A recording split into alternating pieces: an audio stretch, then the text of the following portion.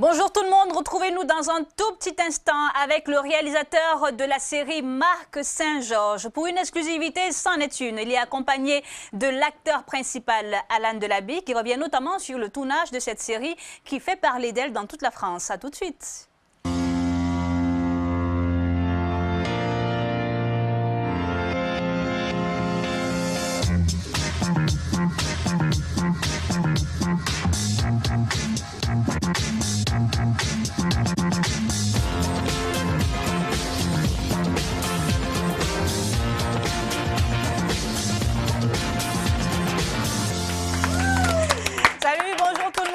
Sabrina et Malek pour cette émission. Bonjour.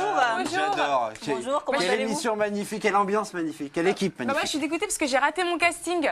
T'as raté ta vie. Ta vie que t'as raté. Peut-être que tu auras une chance durant cette émission, qui sait, puisque nous avons invité pour cette édition un réalisateur de films depuis plus de 13 ans déjà. Aujourd'hui, il en a sa énième réalisation, notamment Marc Saint-Georges. C'est la série qu'il faut voir absolument. Veuillez accueillir chez vous là-bas et nous ici, Albert Fautré. Bonjour Albert. Bonjour. Bonjour, comment ça va? Bonjour.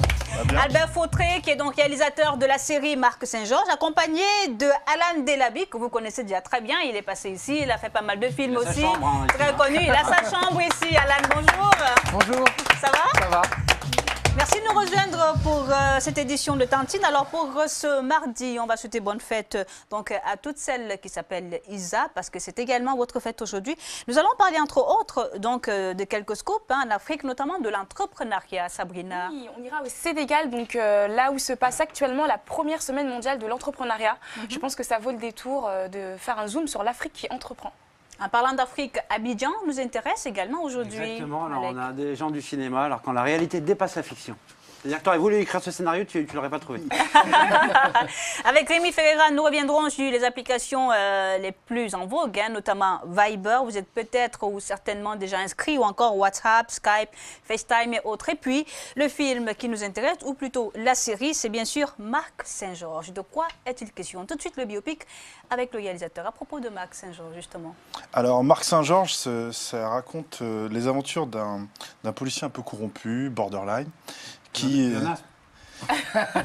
voilà, en fait, voilà, je voulais faire une série sur un anti-héros, un peu à l'américaine, avec d'inspiration un peu comme The Shield. Ouais, d'accord. Voilà, ouais, et excellente série. voilà, avec ma grande passion pour le cinéma d'arts martiaux également. Donc je voulais mixer un peu tout ça avec une sauce Frenchy, quoi. Alors rien que l'affiche, ça sent déjà l'action. Hein. L'affiche est super bien travaillée. On a aperçu dans un instant, on a aperçu sur le petit écran justement. Alors parlant des conditions de tournage, ça fait parler toute la France parce qu'en plus il paraît qu'il y avait des scènes un peu réalistes avec la police et autres. Mais bon, les scènes qui ont été tournées en pleine rue, c'est un casting sauvage. C'était quoi le but? Alors non, c'est pas du tout un casting sauvage. C'est un principe, c'est que on invite la population des communes sur lesquelles on va tourner à venir participer au tournage et de ce fait d'assister aux conditions et au déroulement d'un tournage de fiction.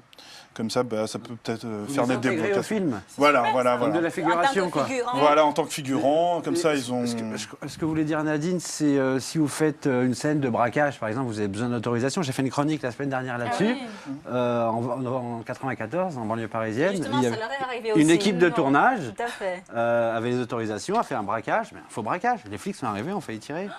Oui, alors effectivement, en amont, et ça fait partie de la effectivement, j'ai préparation. perdu 4 acteurs, mais j'ai fait un casting le lendemain. Hein, Je pense que vous, pendant le film, il y a également eu l'arrivée de la police, un truc comme ça. Je ne sais pas trop pourquoi. Oui, en fait, c'était plus durant le tournage d'une séquence. Voilà, il y a une femme qui assistait à la scène et qui, à mon avis, était un peu ivre.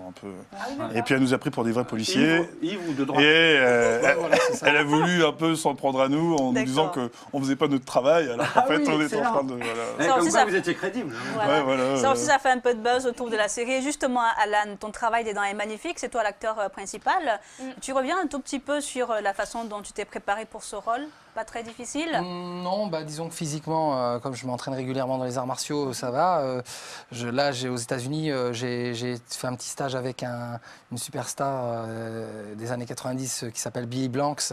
Il m'a montré, il m'a montré quelques techniques assez sympas et que j'ai pu insérer dans l'épisode 3. Et donc, non, c'était bien, c'était vraiment bien. C'est une chouette expérience parce que bon, j'ai déjà incarné le bad guy dans un long métrage. Et là, en fait, c'est vrai vrai qu'Albert, quand on s'est rencontrés, il avait vu des trucs sur moi. Il dit tiens, c'est bien ce que tu fais, mais je pense que je peux t'amener un peu plus loin. Voilà. C'est hallucinant. Il peut T'amener un peu plus loin dans le personnage sans action. Tu veux dire dans le jeu. dans le jeu, pas dans l'action, dans le jeu, dans l'émotion, dans le côté. Mais il m'a dit écoute, voilà, on a fait des tests à Bruxelles, voilà, il est venu, etc. Et on s'est éclaté, quoi. On a vu qu'on pouvait faire quelque chose ensemble. Et Pourquoi c'était lui, l'acteur? Tu t'es dit c'est lui? Bah, son charisme. Ouais. Ah, quand on le voit, il a quand même une bonne tête. Non Alors, c'est vrai que le casting est parfait. Il y a Alan, il y a également les Yamakasi. Oui, voilà. Voilà. Donc, bon, il y a Chobel, qui est un des membres fondateurs là, du mouvement des Yamakasi. Bon, il n'y a pas d'autre lui. Il y a aussi le campus. On travaille avec un campus de cascadeurs, là, campus Univers Cascade. Et puis, il y a aussi des amis d'Alan qui ont des formations en arts martiaux. Et il y a aussi Maître Kanjong Lee, qui est un grand maître coréen d'Aikido, qui lui était formateur des services spéciaux coréens. Qui lui a des écoles maintenant pour enseigner sa discipline en France, qui s'est joint à nous et qui pareil nous amène un lot de. Comment vous expliquez qu'il y a si peu de séries ou de films qui mêlent en France quoi? Il y en a très peu. Il y en a un peu plus, de plus en plus, faut le dire. Je pense que le problème, c'est qu'en fait, en France, on n'ose pas. C'est pas une question que de budget, parce qu'avec pas beaucoup de budget. On a peur que les gens regardent pas. Pourtant, il y a un public. Il y a beaucoup de gens qui adorent les arts martiaux. Je pense que ça fait partie de la culture. En fait, je pense que c'est une question culturelle. Je pense qu'en Amérique, c'est une culture. Ils ont une culture cinématographique. Ouais, mais dans ce cas-là, quand un blockbuster passe le dimanche soir sur une grande chaîne, pourquoi il y a 10 millions de personnes qui regardent alors? Parce que là, c'est une bonne question. Là, c'est une très bonne question. Mais c'est les investisseurs qui ne suivent pas à la base, quoi. Oui, mais je pense qu'on peut prouver, franchement, avec la série, on peut prouver qu'avec pas beaucoup de moyens, on peut faire quelque chose de bien. Voilà. Parce qu'on a quand même eu, comme dans l'épisode 3, on a eu un caméo d'une autre star des années 90 des séries B, qui s'appelle Jalal Meri. On l'a eu, voilà, il a voulu venir travailler, il a envie de coproduire aussi un épisode au Canada. Voilà. Et je pense que faut oser, c'est un format original. Et c'est cette démarche-là, effectivement, qui vous a valu votre invitation ici. Le fait de ne pas attendre des gros moyens, d'avoir de gros noms qui viennent des États-Unis et autres pour tourner. Là, vous avez prouvé que tout est possible avec un peu de moyens seulement. Et bravo pour le succès, en tout cas, de la série Marc Saint-Georges. D'ailleurs, vous qui n'avez pas encore vu cette série, et c'est dommage, je vous invite à regarder donc le canal 34, c'est ça? Ouais. C'est sur le canal 34 ou encore les chaînes du groupe Demain TV. Ouais. Voilà, en tout cas, c'est un bon acteur parce que sur l'affiche, je te reconnais pas. Hein. C'est vrai que sur l'affiche. Avec le brassard police, on dirait une meuf presque. Sur l'affiche, c'est hallucinant. Là, t'es super beau. On me dit, mais ouais, c'est Alan que tu vois d'habitude. Je dis, mais non, c'est pas lui. Mais si c'est lui, c'est vrai que c'est toi. J'adore. Mais pourquoi Marc Saint-Georges, ça fait, je crois que c'est contradictoire. Alors, le saint, il est contradictoire avec le personnage. Je vais expliquer. Marc Saint-Georges, c'est le chevalier Saint-Georges. Il faut savoir, c'est le premier chevalier métis. Voilà. Donc, c'est-à-dire Marc. Parce que voilà, Marc Saint-Georges, c'est moi en fait. Ah oui. C'est ce que je suis le métis et voilà, c'est pour ça qu'on a inventé ce nom-là en fait. D'accord. Eh ben dis donc, voilà. quel philosophe. C'était l'histoire. Et l'emblème du chevalier Saint-Georges, c'est un dragon et on retrouve le dragon des arts martiaux. Voilà. D'accord. Magnifique. Et il n'y a pas que les fans des arts martiaux qui vont aimer cette série. Je vous propose de regarder justement le teaser, la bande-annonce de cette série. Je rappelle, c'est Marc Saint-Georges.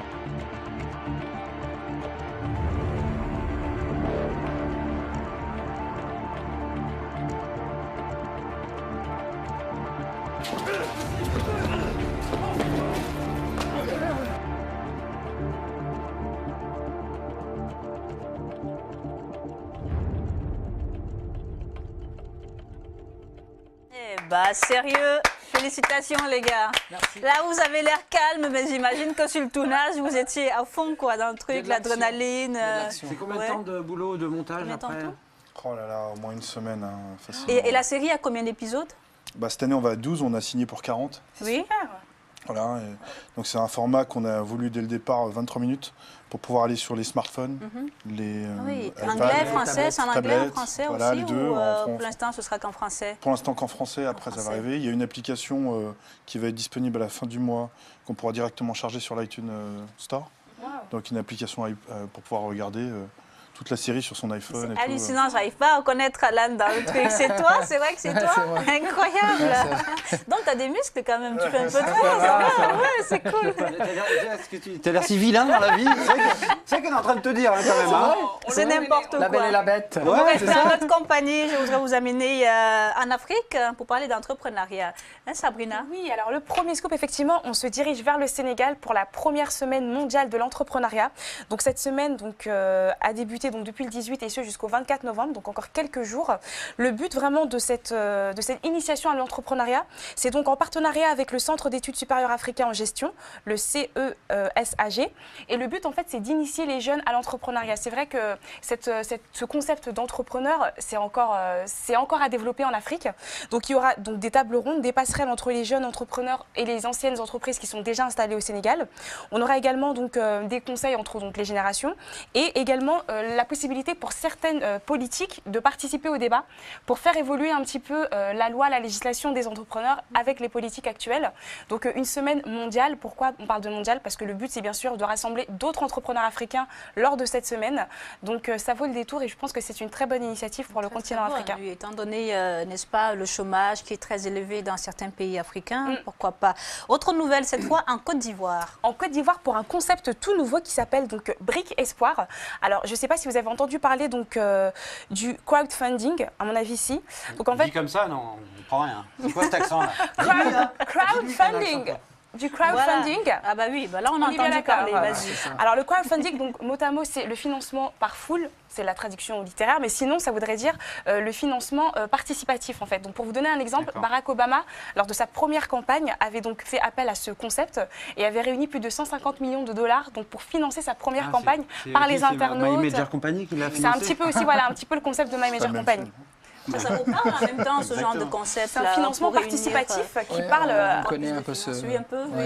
Ça peut être ça mal. existe, pas dans ça le existe cinéma. Oui, bien sûr. Ça marche dans le cinéma. Ouais, il y a des sociétés qui se spécialisent justement là-dedans. Mais pour l'Afrique, c'est bien.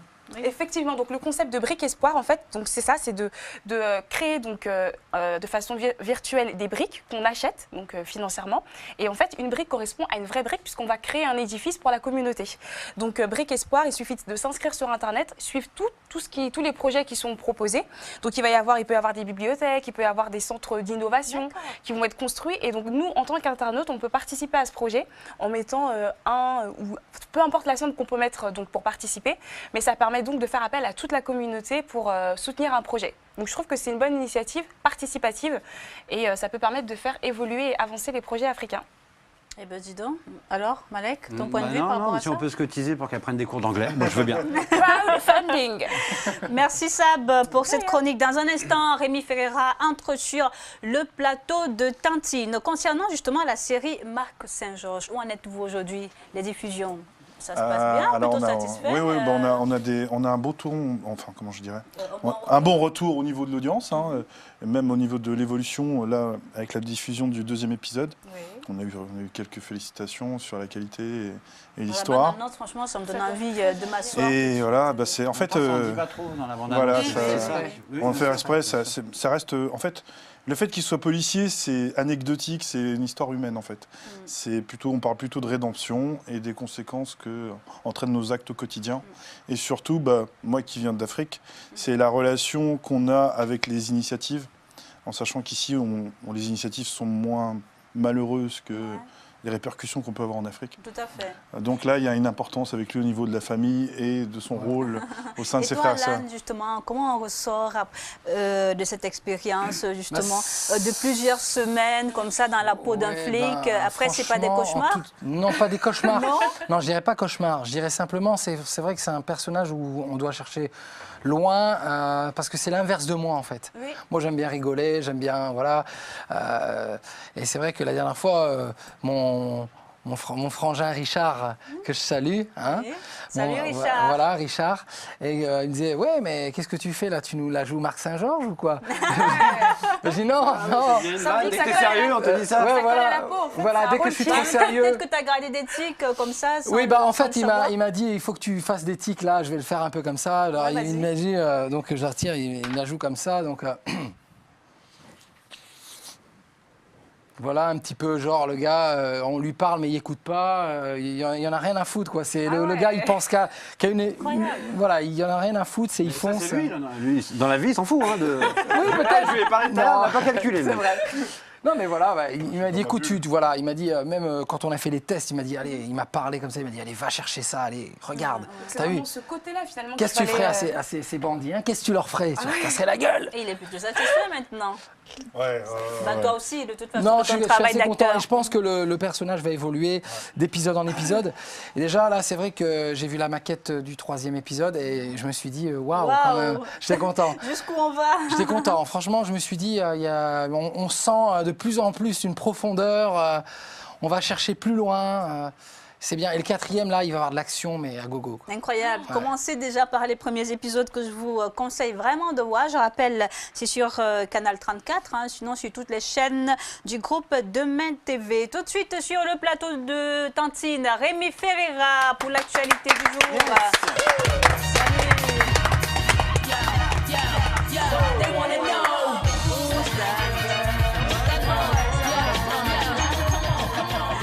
Merci de nous rejoindre sur le plateau, Rémi. C'est plutôt Who's That Boy? Who's That Boy?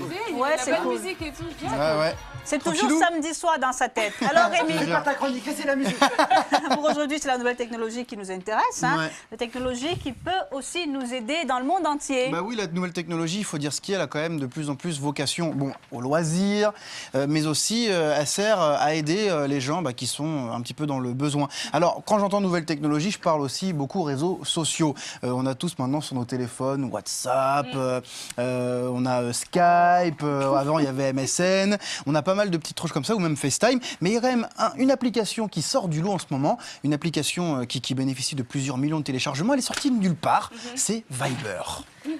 Viber, voilà. Alors Viber, pour ceux qui ne connaissent pas, c'est quoi Viber? C'est c'est une petite application qui permet d'envoyer des SMS et d'appeler gratuitement à travers le monde avec son téléphone. SMS aussi? SMS aussi, oui. Tout. gratuit. Oui, oui. Alors bien évidemment, vous pouvez aussi faire du visio. Donc c'est vraiment quelque chose de complet. En fait, ils ont pris un peu de Skype, ils ont pris un peu de Facebook, un peu de WhatsApp. ouais. Ils ont tout combiné, Comment puis ils ont fait arrivent à faire Viber. ça gratuit? Et ben comment ils arrivent à faire ça gratuit? Ça passe par des satellites en fait. Si tu veux, c'est la publicité. Bon, ça c'est un peu technique. C'est la publicité qui paye les satellites, etc. Et ensuite, Viber paye un espèce de petit emplacement qui est donc rémunéré par la publicité. Mais ce qui nous intéresse aujourd'hui, c'est pas les chiffres, c'est pas tout ce que Viber peut intéresser comme millions de personnes à travers le monde. J'entends par millions de personnes des pays vraiment développés. C'est qu'aujourd'hui, Viber a une véritable vocation à aider les gens qui sont dans le besoin, et notamment aux Philippines. D'accord. Alors vous savez, aux Philippines, il y a eu quand même le typhon qui est passé là au cours des dernières semaines, qui a créé quand même énormément de dégâts. Là-bas, il n'y a toujours pas de courant, toujours pas d'eau potable, etc. Mais heureusement, il y a des petits logiciels comme ça, parce qu'ils ont quand même des portables, qui leur permettent de rentrer en contact avec leur famille aux Philippines, mais aussi d'appeler le reste du monde. Ce qui permet, bien évidemment, de garder le contact. Et garder le contact dans ce genre de situation-là, c'est vrai, ça ne donne pas à manger, mais ça fait aussi du bien au moral. En Afrique, je ne vous parle même pas de l'importance de Viber. L'autre fois, Nadine, je vous raconte un peu, les coulisses, m'a demandé de lui installer le logiciel sur son téléphone, et c'est totalement vrai. Elle ne savait pas comment mettre sa photo, on lui a fait, maintenant elle est contente, elle peut appeler au Cameroun tous les jours et gratuitement. Il ne reste plus qu'à acheter du crédit maintenant. Même pas, c'est gratuit. C'est un peu comme Skype alors. Bah, C'est un peu comme gratuit. Skype. Ouais, voilà. Ça veut dire Mais que pour les téléphones. ça veut dire que moi j'ai Viber. Faut juste une vous avez connexion. Viber, il faut juste une connexion 3G, voilà. Vous avez Viber, vous partez demain à l'autre bout du monde, ou vous partez au Sénégal, où vous voulez. Moi, je vous appelle via Viber, je ne paye rien du tout. Et vous payez rien du tout. Alors pourquoi tout le monde fait pas ça alors? Mais tout le monde est en train de le faire, Malek. Ouais, non, mais à terme, ça veut dire que les opérateurs qui nous font payer vont disparaître. Eh bien, à terme, non, mais il faut avoir du 3G. Mais Malek met le point sur quelque chose de très intéressant. En effet, Malek, le fait de payer des factures téléphoniques Orange, Bouygues ou SFR devient de plus en plus illégitime. Aujourd'hui, bien évidemment, on paye parce qu'on est obligé, mais à l'avenir, quand le Wi-Fi sera dans la rue et gratuit, pourquoi payer une connexion à la maison?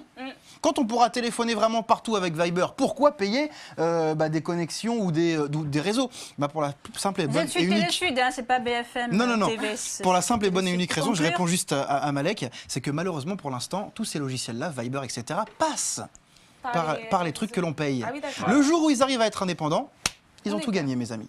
Alors allez-y, suivez les conseils de Rémi ce matin. C'était donc Viber. Et tout à l'heure, on faisait également allusion à WhatsApp. Peut-être que tu reviendras dessus aussi dans les prochaines semaines. On pourra en parler. Hein, WhatsApp. Et puis ceux qui ne savent pas encore comment se mettre sur Skype ou encore FaceTime. Merci. On se dit à bientôt. Musique, bon, allez, thank you. C'était Rémi Ferreira. La prochaine musique, c'est pour demain pour son prochain passage. Autre chose, aujourd'hui, avec Malek, justement, nous allons vous amener à Abidjan. À Abidjan, en musique, pour se mettre dans l'ambiance. Vous voulez une petite musique? Vous voulez danser? Vous êtes déjà allé à Abidjan? Je sais que tu te déhanches pas mal. Allez, musique déhanchée. Vous êtes déjà allé à Abidjan? Ah, il y a plusieurs musiques en même temps. C'est toujours sur ma chronique que ça arrive. Hein. Rappelons-le quand même. On commence à se poser des questions interraciales, j'ai envie de vous dire. Trop tard. Voilà, c'est pourri. Allez. Steve qui dit mieux. Je sais pas qui a lancé du musique en même temps, mais je viendrai chez toi me laver les dents dans une bassine d'eau de Javel. On m'a dit que Magic System, c'est très commercial et c'est pas de la vraie musique pour... Oui, ça c'est les puristes hein, qui vont te dire qu'est-ce que du bon cinéma. C'est marrant. C'est dansant en même temps. Non, mais à chaque fois que tu viens, il y a une polémique. Ça va, un moment.